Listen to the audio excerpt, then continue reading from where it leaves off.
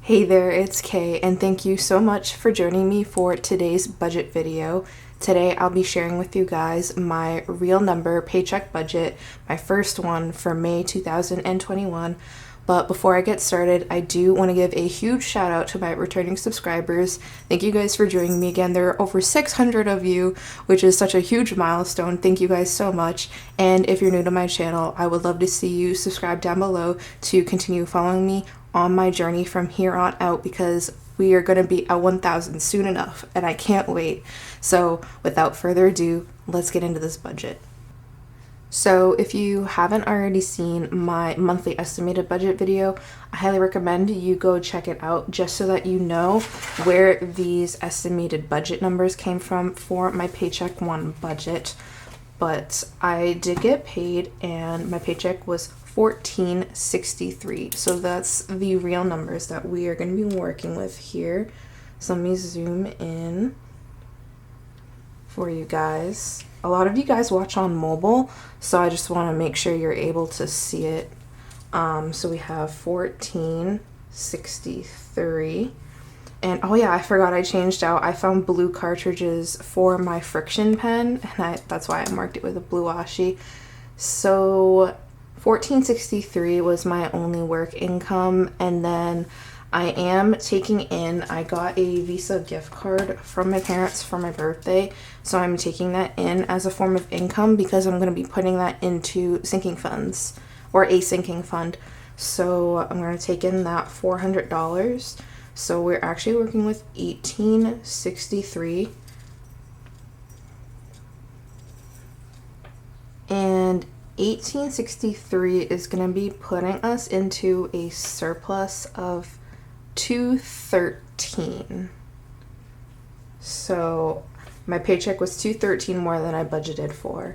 So better to be over than under. And I only had these fixed expenses. I didn't put my car registration in, and very lucky I didn't pull it in like what happened to me last month, because I had to put off my appointment again. Yay, I love COVID messing everything up. So these are going to be the only expenses coming out for this paycheck budget, and then car registration should hopefully go into the second paycheck budget. So Spotify is $4.99, and I round up to the whole nearest whole dollar because I don't like cents. And then Sprint is $36, and then Safeco is $190. So these are the only fixed expenses for this pay period. So that's the same amount that I budgeted for, $231. So let me get my calculator.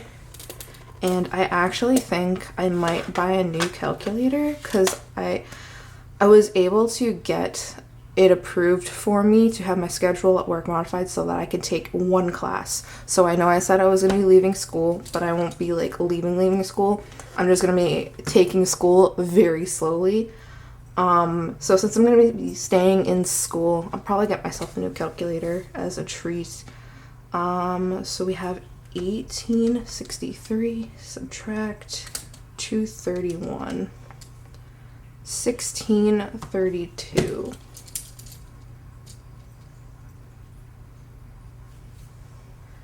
And that's with no change. So we're still gonna be in a 213 surplus going into variable expenses, which is where I have to zoom out because I'm at the top of my set. My notebook can't go up any further, so I need to do that. So we have 1632, and this is what I've budgeted for the entire month. And like I've been doing, I've just been putting the entire month's variable expenses into being pulled out of the first paycheck, just so that I have all the expenses for the month up front. And these are the numbers that I budgeted on my monthly, and I'm just looking over them. I don't think I'm going to make any changes to them, so I'm going to stick with these numbers. I've actually been thinking of maybe combining grocery and eating out and just making a food category and just simplifying it for myself. That's been a thought in my head, as well as going cashless. It's something that I'm considering because I just kind of hate carrying money around when I'm always traveling. I feel like I'm a walking target sometimes, especially because I feel like I always look like a tourist. So yeah, I definitely think that I'll condense those. I still have to give thought to the cashless thing. I'd be interested to know what you guys think about that. But obviously it's going to require way more tracking on my side on making sure all my numbers in my account add up and everything. So we have 1632 minus 500 would be 1132. And since there's no, let me grab gray. I hope you guys can see this gray on camera. So we're 213 and we actually had no changes to these. So we're still plus 213. And I'm going to be taking that 1132 up into sinking funds next, because this is my flow. I like to just kind of go down in columns. iPad budgeted 600. Now 400 of that is going to be gift card, and then 200 of that was going to be cash. And I'm over anyway, so I'll actually just be able to make an extra payment into my student loan. So I'll stick with that 600 number. And 1132 minus 600 will be 532.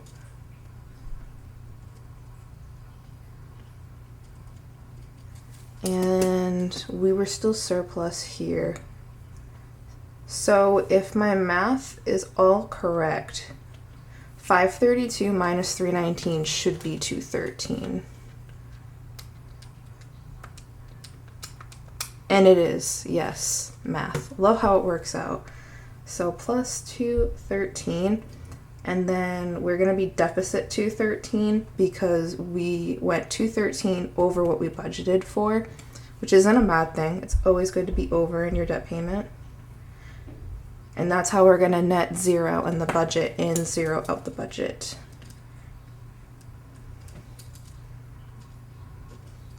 And nothing in savings. Well, nothing in digital savings. It's gonna be cash savings. So I'm still saving. I'm saving for something I'm gonna spend. It's fine. So let's do a zoom out and just take a look at everything here. Let me take this off.